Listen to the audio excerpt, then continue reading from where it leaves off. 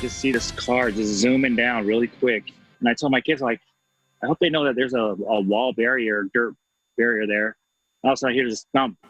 Tonight, 3 people are recovering in the hospital after a high-speed crash at the Bonneville Salt Flats. And the crash happened yesterday just after the sun went down and most visitors had already left for the day. Fox 13's Brian Schnee introduces us to one man who was in the right place at the right time to step in and help. After sunset Tuesday night, a local Utah man and his family were roasting some s'mores here at the Bonneville Salt Flats.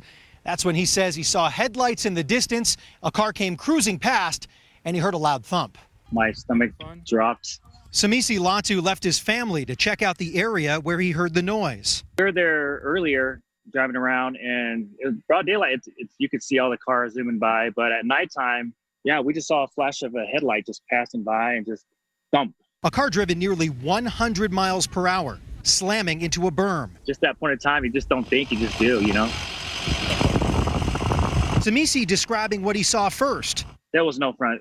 It was completely gone. It was all, just smashed up to the driver's seat. Then what he heard next. I could just hear people moaning, and it was a pretty, I'm still a little traumatized about it. He went to the back seat first, where he helped pull someone out of the window. I could hear the passenger say, help me, help me. Semisi was able to open the door and get him out next.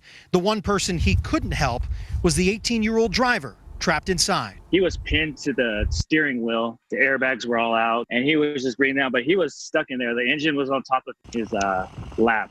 So there was no way I could get him out of that. Another one. When first responders arrived, it took firefighters cutting the car open to get the driver out. I'm just glad I was there at that time. I really pray for that kid, that driver. One of the passengers called Semisi to thank him for what he did to save them. Both passengers are recovering from injuries. The driver remains in critical condition. Police telling me this is the second time in the last year they've responded to an accident out here involving one of these berms. They recommend you drive at a responsible speed and most likely do that during the day because these berms can come up fast at night. They also recommend you drive at least 25 miles per hour so you don't get stuck out here. We're at the Bonneville Salt Flats. Brian Schnee, Fox 13 News, Utah.